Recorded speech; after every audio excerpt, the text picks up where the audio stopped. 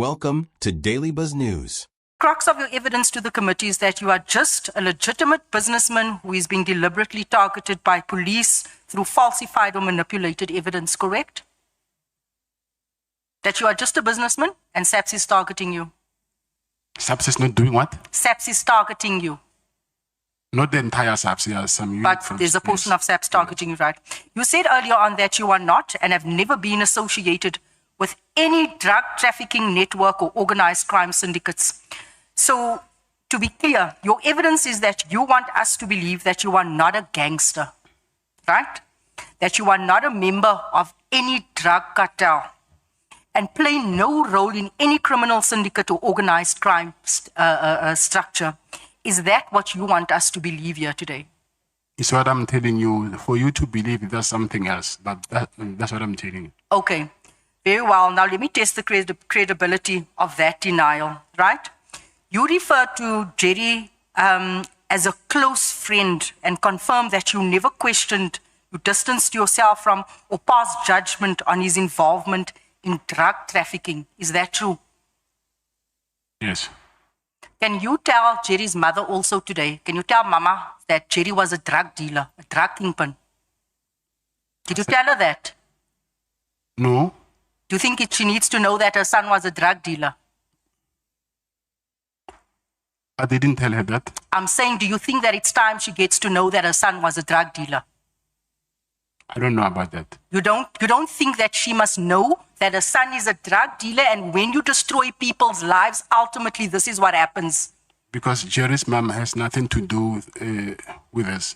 She's a mother. She's a mother. Whether Jerry's a drug But I think it's time that she knows her son is a drug dealer. That's what you're saying.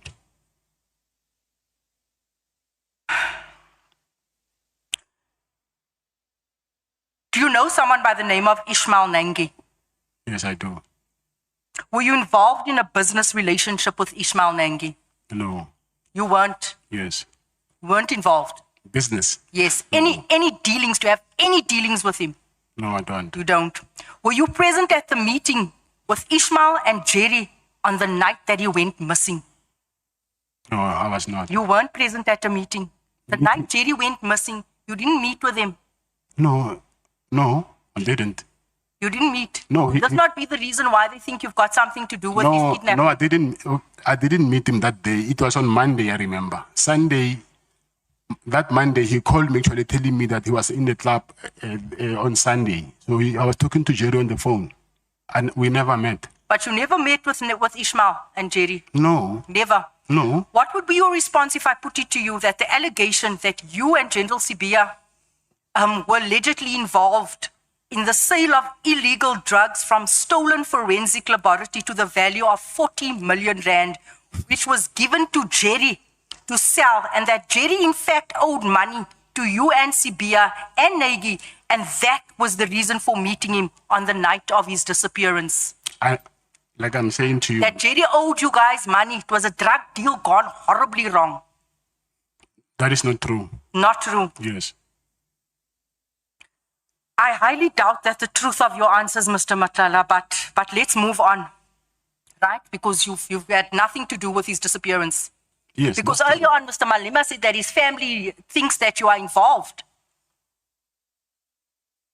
And now I put it to you that there was 40 million rand worth of drugs sold, stolen from forensics that embroiled, alleged yourself and General Sibia. But you have nothing to do with that. That's my first time hearing that from you, actually. Would you accept that as a general principle, bribing powerful public officials is a fundamental ingredient of organized crime networks? Bribing people is the ingredient needed for networks. Yes, I agree. Thank you. Besides the 500,000 that you bribed former Minister Becky Cele, have you ever given money, gifts or financial assistance to any senior SAPS members? Besides that 500, have you ever given anyone, because we need to track the money? Have you ever given money to anyone, paid for anything in SAPS? Think very nicely. Not that I can think of. Not that you can think of. Let me try and refresh your memory. Have you ever personally paid for cosmetic procedures, namely a BBL, a Brazilian butt lift, right? For a senior member within South African Police Service? No. You've never paid? No. Okay. In that recording that you denied here all day, you are heard saying that you left 200,000 in a bin for General Sibia's office. You deny that is you on the recording, because you said that's not your voice. Your voice has been tampered with. Yes, it's not my voice. It's not your voice, so you didn't leave 200,000 for No. Sibia. No. Jy en Sibia het niks te doen vandag nie. How do you know General Richard Shibiri? I know him through a friend. Through a friend, very close friend of Sibia as well, right? I think they are colleagues, not. Yeah, they colleagues. Amal, same mengelmoes. In the same recording, you say that you paid this general 80,000 rand in cash. That same recording that you're singing that you gave the 200,000, 80,000 to this member. Like I'm saying, that recording is fake. It's fake. Yes. So you didn't pay for this. This 80,000 was for the fact that he was promoted from a brigadier and he was promoted to crime intelligence, and you paid for the celebrations. You didn't do that. No, I borrowed him money and he paid me back. Borrowed him money, Yes. the money for the party to Yes. celebrate his promotion. But he paid me But back. you just said just now that you never gave money. So you know a lot of friends. You have a lot of friends in SAPS. He borrowed me money. He borrowed money from me and he paid back. In the very same recording, you reference amount of 500,000. Here we don't have a name being paid to a crime intelligence official. Do you also deny this? That I paid 500,000 to who? Crime intelligence official. In No. the same recording that played, all this money, trailing of monies that you've paid to people in SAPS. Unfortunately. Not you, not your voice. No. Okay. Do you understand that the common thread in the evidence before this committee is that you were corruptly bankrolling and influencing senior police officials? Whether you deny it or not, you have admitted to bribery of a former police minister. So why on earth should we believe you that you didn't bribe any other officials? I'm not saying I want you to believe me. I'm telling you what I know. So whether you believe me or not, that is something else. Why would a person who presents himself exclusively as a businessman be routinely providing large cash payments to senior police officials, including claims of leaving money in bins, paying for medical procedures, funding of officials within crime intelligence? Why would you be doing all of this?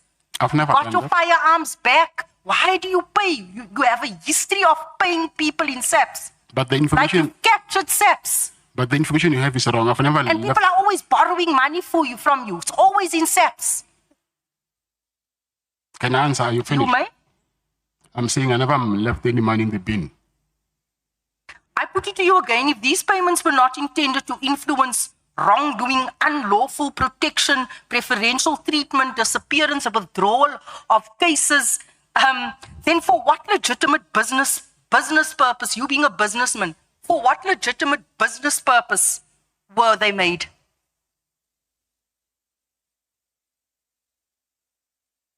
You presented yourself as a businessman. All these transactions, what business value did it have in it for you? Business value meaning giving Mr. Taylor money. Yeah, and everyone else, because That was not a business transaction. not a business transaction. Yes.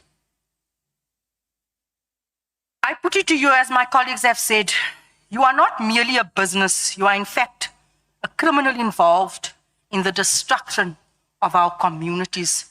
Thanks for watching.